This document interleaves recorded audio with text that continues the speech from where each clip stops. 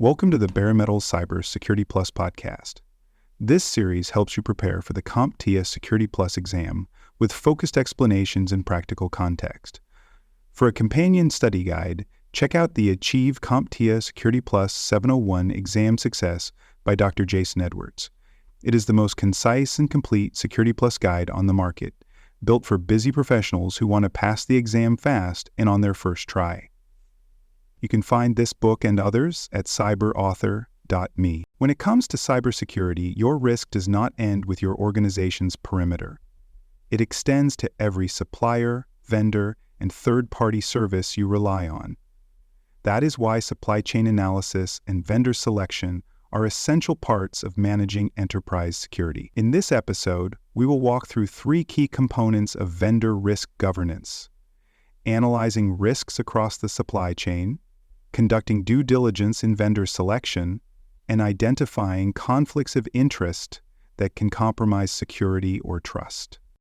Let's begin with supply chain risk analysis. The supply chain includes every organization, service, or component involved in delivering your final product or service. That means software vendors, hardware suppliers, cloud service providers, logistics partners, and even subcontractors can affect your security posture. A vulnerability anywhere along that chain can create a risk for your organization. Supply chain risk analysis is the process of identifying, evaluating, and mitigating risks that originate from or pass through your third-party relationships. These risks can take many forms: unpatched systems, poor access control, lack of encryption, geopolitical instability, insider threats, or insufficient monitoring. What makes supply chain risk challenging is that you do not always have full visibility or control over each link in the chain. A common approach to supply chain risk analysis includes creating an inventory of all vendors and mapping how they interact with your systems, data, or operations. Once mapped, you assess each vendor's security controls, certifications, history of incidents, financial stability, and location-based risks. You also consider the level of access they have to your environment. A vendor who manages a public-facing website poses different risks than one with access to your internal network or sensitive customer data. Let's look at a real-world example. A global manufacturer relied on a software supplier for critical firmware updates to its industrial control systems. During a routine audit, it discovered that the supplier had been acquired by a foreign company subject to different data privacy laws and export restrictions. This raised concerns about unauthorized data sharing and regulatory compliance, and the manufacturer initiated a full risk analysis, brought in legal and compliance experts, and eventually negotiated new terms with the supplier, including stricter data handling clauses and additional oversight. Without a strong supply chain risk process, the issue could have gone unnoticed until a regulatory body came knocking. Now let's turn to due diligence in vendor selection. Due diligence is the process of thoroughly evaluating a vendor before entering into a business relationship. It ensures that the vendor's practices, policies, and capabilities meet your organization's standards and expectations. In cybersecurity terms, this means assessing how a potential vendor handles access control, encryption, data retention, incident response, and compliance. A strong due diligence process begins with a structured questionnaire or assessment.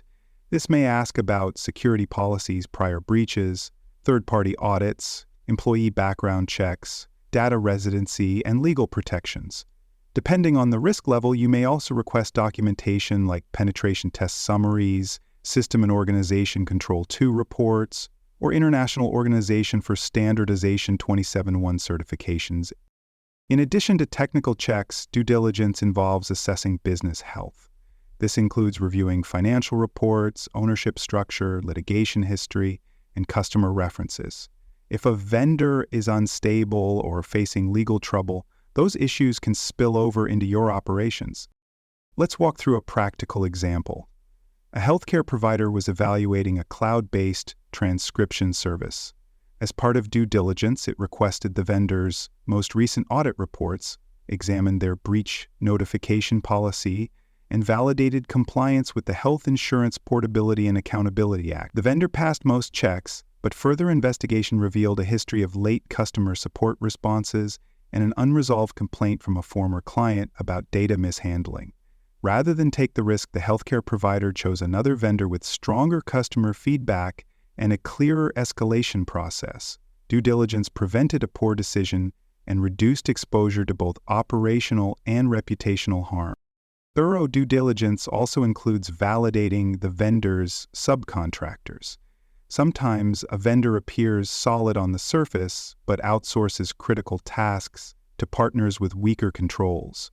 A good due diligence process digs into those dependencies and clarifies who is really touching your data or infrastructure.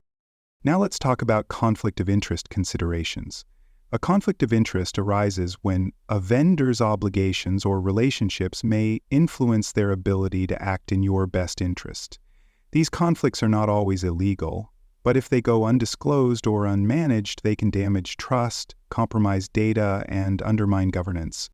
Common conflicts include financial ties, shared ownership, or overlapping client portfolios.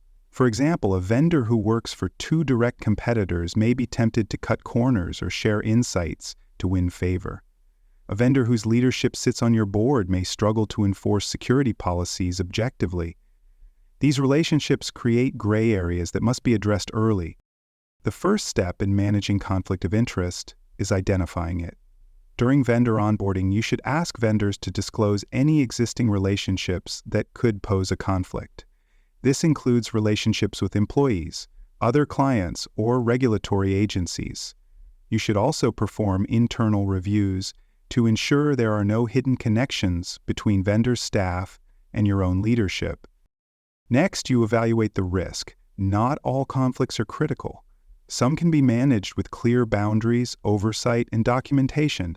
Others may require reassigning responsibilities, modifying contracts, or even selecting a different vendor. Transparency is key. If a conflict cannot be eliminated, it must be disclosed and monitored closely. Let's consider a case study. A mid-sized bank hired a consulting firm to perform a security assessment. During onboarding, the bank discovered that the consulting firm's lead analyst previously worked for a competitor and still maintained personal relationships with some of their staff.